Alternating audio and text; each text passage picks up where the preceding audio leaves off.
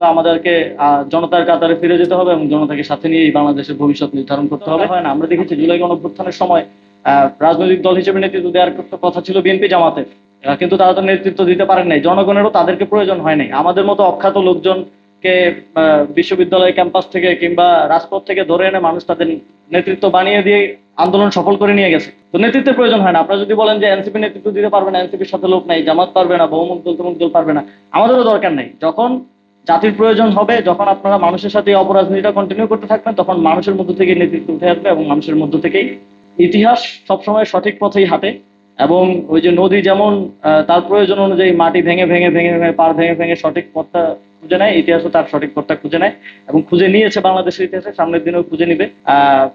এটাই বলতে চাই আজকের দিনে। তো আপনাদের প্রতি আমরা সবসময় বলেছি যে আমরা আপনাদেরকে সহযোগিতা করতে চাই, সেটার জন্য প্ল্যাটফর্মটা আপনাদের তৈরি করতে হবে। আপনারা যদি জুলাই সনদের প্রতি গুডউইলটা দেখিয়ে সেটা বাস্তবায়নের মাধ্যমে এবং যে কমিটমেন্ট গুলো আপনারা আমাদেরকে করেছিলেন, যাদেরকে করেছিলেন, সেগুলো বাস্তবায়নের মাধ্যমে সামনের দিকে এগিয়ে যান, আমরা অবশ্যই আপনাদেরকে সহযোগিতা করব।